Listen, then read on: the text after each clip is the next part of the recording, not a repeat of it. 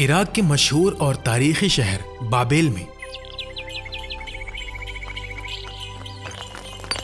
थोड़ा जोर से मारो, आज तुम्हारे हाथों में जान नहीं लग रही। एक ऐसा बच्चा पैदा हुआ जिसका नाम आने वाली नस्लों के लिए हिदायत, कुर्बानी और तौहीद की सबसे बड़ी निशानी बनने वाला था। ये वाला बुत किसके लिए बना रहे हो? शहर के बड़े ताजिर के लिए। कह रहा था कि इस बार उसके घर में बरकत कम हो गई है। क्या नया माबूद मदद करेगा? शायद नए माबूद को घर में रखने से उसका कारोबार फिर से चल पड़े। बाबेल का वो दौर अजीब था। गलियों में बुत सजते थे, लोग अपने हाथों से पत्थर तराशते, उन्हें शक्लें देते, फिर उन्हीं के सामने झुक जाते, उन्हीं से दुआ मांगते, उन्हीं से मदद चाहते और उन्हीं को अपना माबूद समझते। इब्राहिम अलैहिस्सलाम के वालिद भी बुत बनाते थे। वो बुतों को तराश कर बेचते भी थे और खुद भी उनकी इबादत करते थे। लेकिन इस अंधेरी दुनिया में अल्लाह ने इब्राहिम अलैहिस्सलाम के दिल को बचपन ही से रोशन कर दिया था। जब पूरी कौम पत्थरों के सामने झुकी हुई थी, तब इब्राहिम अलैहिस्सलाम का दिल सिर्फ एक अल्लाह की तरफ मुतवज्जा था। उन्होंने कभी एक लम्हे के लिए भी किसी बुत के सामने सर नहीं झुकाया। एक दिन इब्राहिम अलैहिस्सलाम ने अपने बाप और अपनी कौम से पूछा, तुम किसकी इबादत करते हो? लोगों ने बड़े फख्र से जवाब दिया, हम बुतों की इबादत करते हैं। इब्राहिम अलैहिस्सलाम ने पूछा, जब तुम इन बुतों को पुकारते हो, क्या ये तुम्हारी आवाज सुनते हैं? क्या ये तुम्हें कोई फायदा दे सकते हैं या तुम्हें किसी नुकसान से बचा सकते हैं? लोगों के पास कोई जवाब नहीं था। वो बस इतना कह सके, हम नहीं जानते, हमने अपने बाप दादाओं को इसी तरह करते देखा है। ये जवाब सुनकर इब्राहिम अलैहिस्सलाम के दिल में और दर्द भर गया। उन्हें अपनी कौम पर तरस आता था। वो देख रहे थे कि इंसान जिसे अल्लाह ने अक्ल दी, समझ दी, इज्जत दी, वो बेजान पत्थरों के सामने जलील हो रहा है। सबसे पहले इब्राहिम अलैहिस्सलाम ने अपने वालिद को समझाया। उन्होंने निहायत अदब, मोहब्बत और दर्द के साथ कहा, अब्बा, मुझे ऐसा इल्म दिया गया है जो आपको नहीं मिला। आप मेरे साथ हो जाइए, मैं आपको सीधा रास्ता दिखाऊंगा। अब्बा, शैतान की इबादत ना कीजिए, बेशक शैतान अल्लाह का नाफरमान है। अब्बा, मुझे डर है कि कहीं आपको अल्लाह का अजाब ना आ पकड़े और आप शैतान के साथी ना बन जाएं। सोचो, एक बेटा अपने बाप को कितनी मोहब्बत से समझा रहा है, लेकिन जवाब में मोहब्बत नहीं मिली। उनके बाप ने गुस्से में कहा, ए इब्राहिम, क्या आप मेरे माबूदों से फिर गए? अगर आप बाज ना आए तो मैं आपको संसार कर दूंगा। आप मुझसे दूर चले जाएं और कभी मुझे नजर ना आए। ये अल्फाज किसी अजनबी के नहीं, एक बाप के थे। लेकिन इब्राहिम अलैहिस्सलाम ने सब्र किया। उन्होंने जवाब में बद्दुआ नहीं दी, गुस्सा नहीं किया, बस फरमाया, आप पर सलामती हो, मैं अपने रब से आपके लिए बख्शीश तलब करता रहूंगा। फिर इब्राहिम अलैहिस्सलाम ने अपने वालिद से अलग रहना इख्तियार कर लिया, लेकिन उनके दिल में अपनी कौम के लिए दर्द अब भी जिंदा था। वो चाहते थे कि लोग अपनी आंखों से देख लें कि जिन बुतों के सामने वो झुकते हैं, वो खुद अपनी हिफाजत भी नहीं कर सकते। उनकी कौम का एक खास दिन होता था, ईद का दिन। इस दिन लोग खाना पकाकर अपने माबूदों के सामने रखते थे, फिर शहर के बाहर एक मैदान में जमा होते, वहां खेलते, कूदते और खुशियां मनाते। शाम को वापस आते और सुबह बुतों के सामने रखा हुआ खाना तबर्रुक समझकर खा लेते। जब वो दिन आया, सब लोग तैयार होने लगे, लेकिन इब्राहिम अलैहिस्सलाम उनके साथ ना गए। लोगों ने पूछा, क्या आप हमारे साथ नहीं चलेंगे? इब्राहिम अलैहिस्सलाम ने आसमान की तरफ देखा और फरमाया, मैं बीमार हूँ। लोग उन्हें छोड़कर चले गए। अब पूरा शहर खाली था, बुत खाना खामोश था और उन बेजान बुतों के सामने खाना रखा हुआ था। इब्राहिम अलैहिस्सलाम ने उन्हें मुखातिब करके कहा, ये इतना खाना तुम्हारे सामने पड़ा है, तुम खाते क्यों नहीं? तुम्हें क्या हो गया है कि तुम बात तक नहीं करते? लेकिन बुत खामोश थे, ना जवाब, ना कोई हरकत, ना कुदरत और ना कोई जिंदगी। फिर इब्राहिम अलैहिस्सलाम ने कुल्हाड़ी उठाई और तमाम छोटे बुतों को तोड़ दिया, सिर्फ सबसे बड़े बुत को छोड़ दिया। फिर कुल्हाड़ी उस बड़े बुत के कंधे पर रख दी।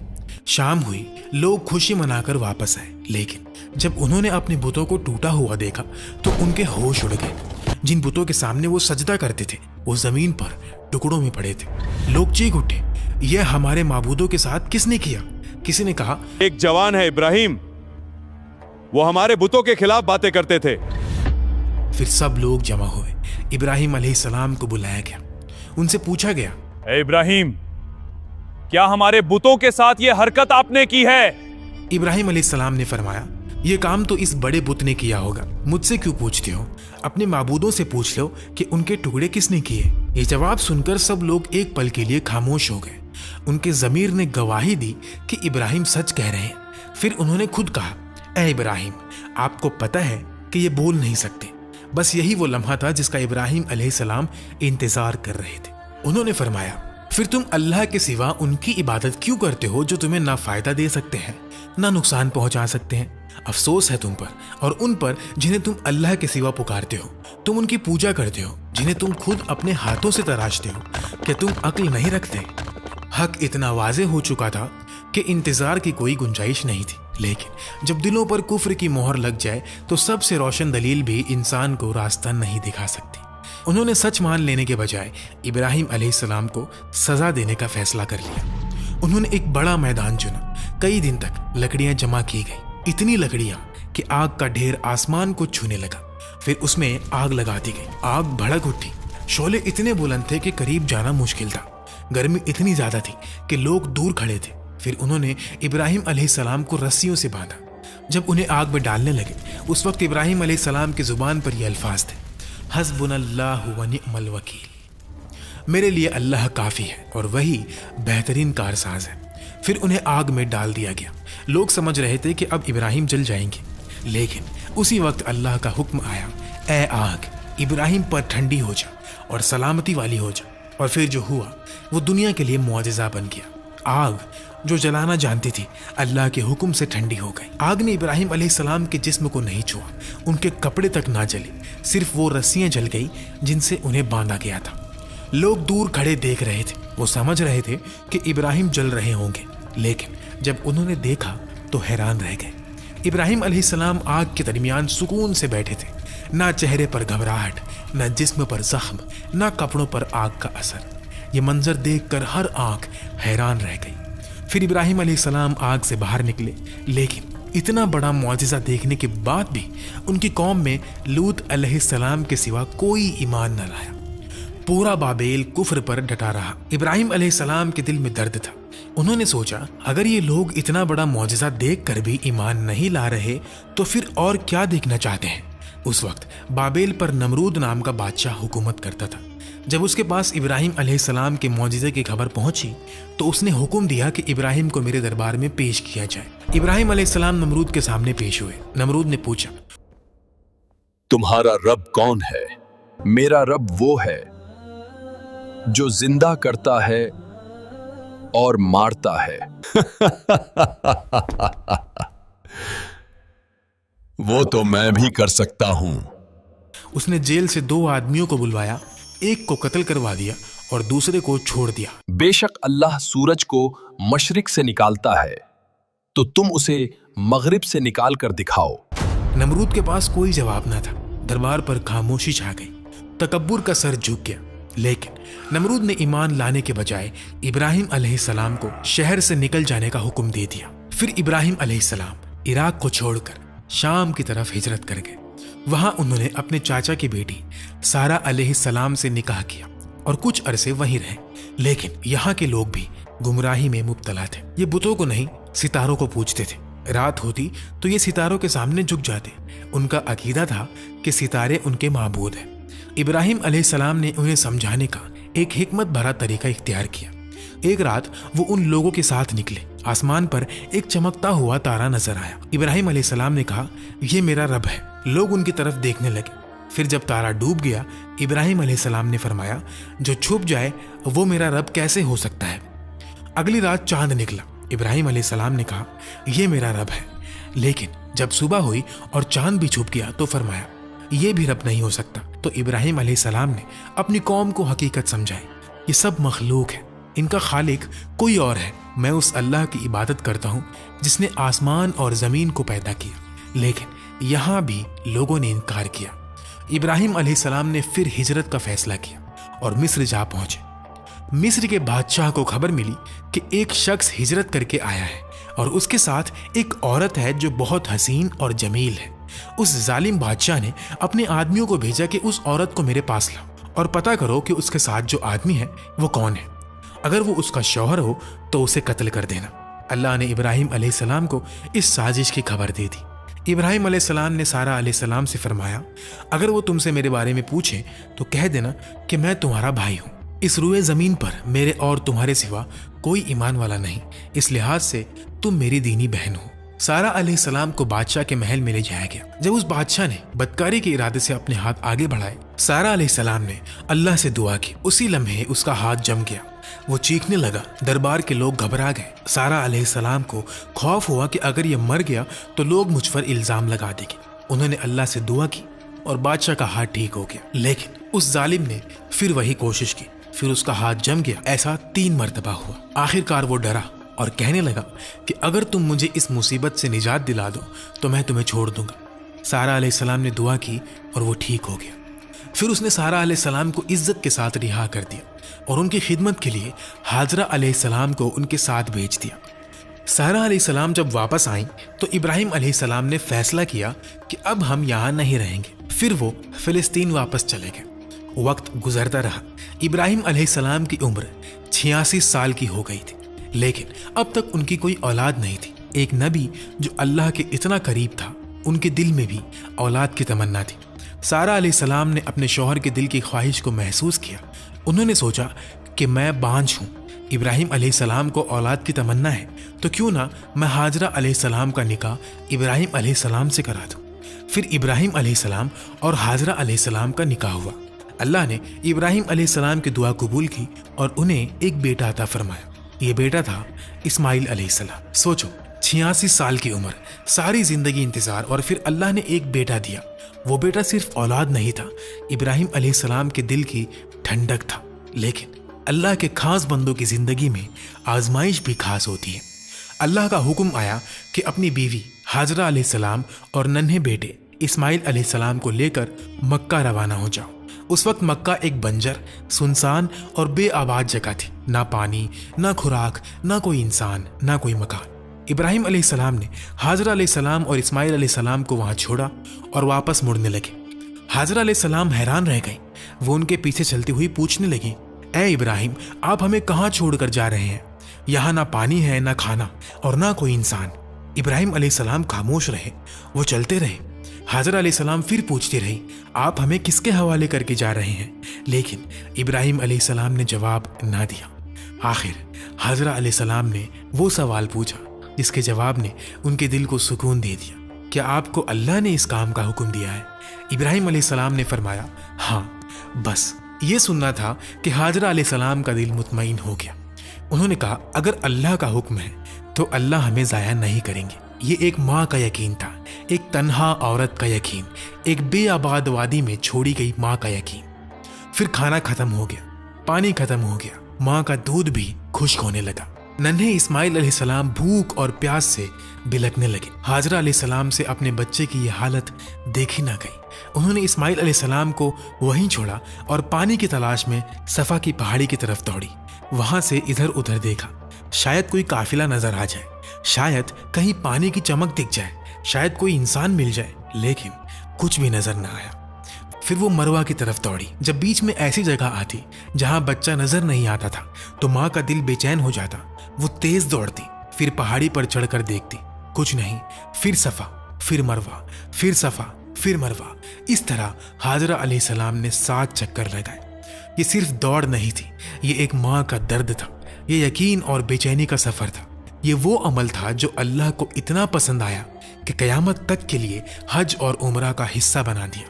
آج بھی مسلمان صفا اور مروہ کے درمیان سعی کرتے ہیں تاکہ دنیا کو یاد رہے کہ اللہ کے نزدیک ایک ماں کی تڑپ کتنی عظیم ہوتی ہے. جب حاجرہ علیہ السلام آخری مرتبہ مروہ پر پہنچے، انہیں ایک آواز سنائی تھی. آواز اسماعیل علیہ السلام کے قریب سے آ رہی تھی. وہ گھبرا کر اپنے بچے کے پاس دوڑی. جب قریب پہنچی تو دیکھا کہ اسماعیل علیہ السلام کے قدموں کے نیچے سے پانی پھوٹ رہا ہے. اللہ نے جبریل علیہ السلام کو بھیجا تھا. انہوں نے زمین پر پر مارا اور وہاں سے زمزم کا چشمہ جاری ہو گیا. ایک بنجر زمین سے پانی نکل آیا. جہاں کچھ نہیں تھا وہاں اللہ نے زندگی پیدا کر دی. حاجرہ علیہ السلام خوشی اور حیرانی سے پانی کو دیکھ رہی تھی. پانی چاروں طرف بہنے لگا تو انہوں نے اس کے گرد مٹی اور پتھر جمع کرنا شروع کر دیا اور بولی، زمزم یعنی رک جا.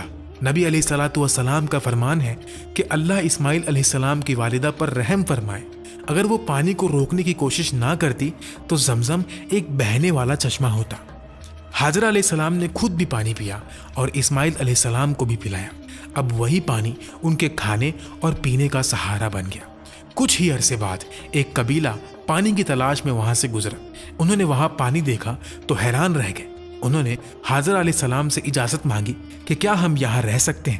حاجرہ علیہ السلام نے فرمایا، رہ سکتے ہو، لیکن اس پانی پر میرا حق رہے گا۔ انہوں نے بات مان لی۔ اس طرح مکہ میں آبادی شروع ہوئی۔ اسماعیل علیہ السلام اسی ماحول میں بڑے ہونے لگے۔ یہ سب ابراہیم علیہ السلام کی اس دعا کا نتیجہ تھا جو انہوں نے اپنی بیوی اور بچے کو چھوڑتے وقت مانگی تھی۔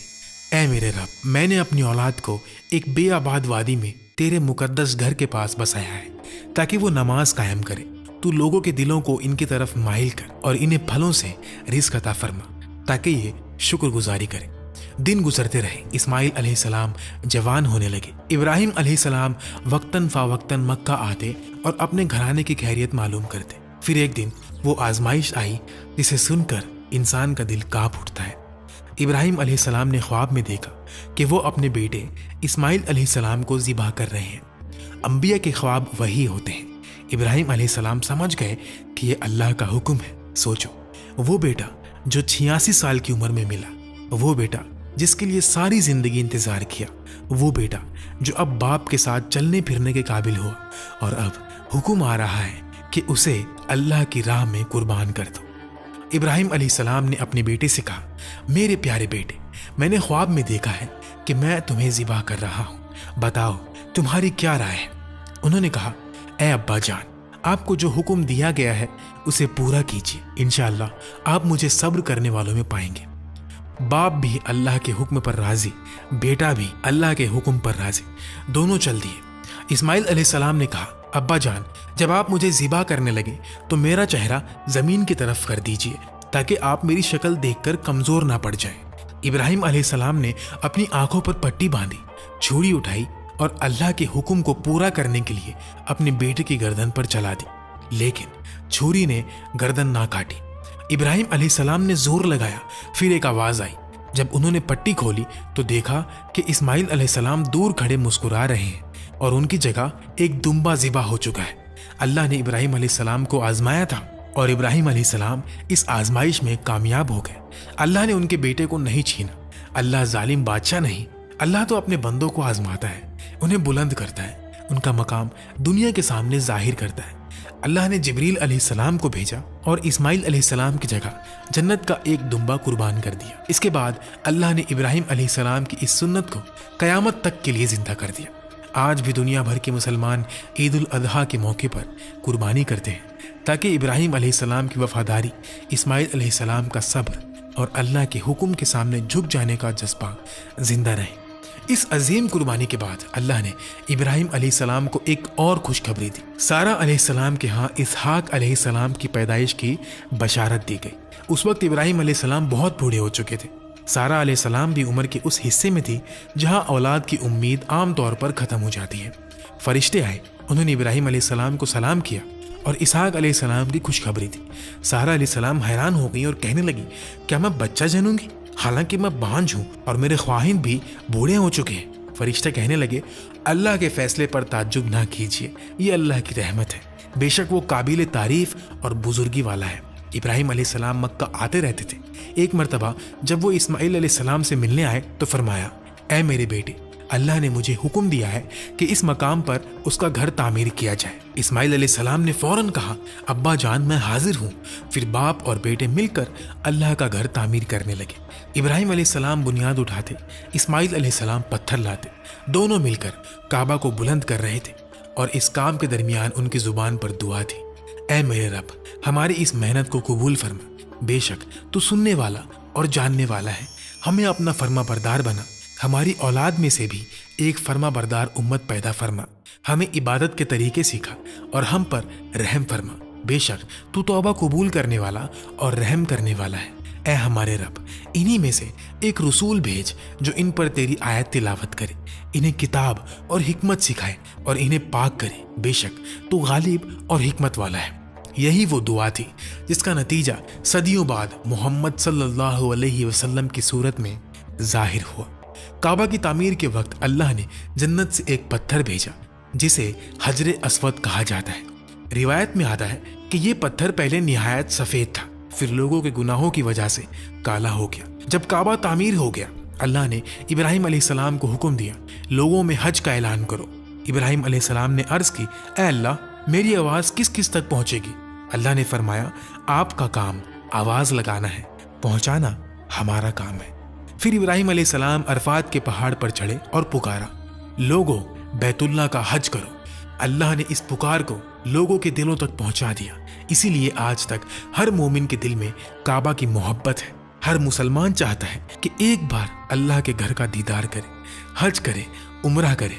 इब्राहिम अलैहिस्सलाम ने 175 साल की उम्र में वफात पाई। तो ये था इब्राहिम अलैहिस्सलाम का अजीम और रूह को हिला देने वाला वाक़या। अगर आपको नबी अलैहिस्सलातु वस्सलाम की कहानियों पर और भी वीडियोस देखनी है तो मेरे चैनल को सब्सक्राइब ज़रूर कीजिए। कमेंट में ज़रूर बताएं कि ये वीडियो आपको कैसी लगी और नेक्स्ट वीडियो किस नबी के वाक़ये पर चाहिए।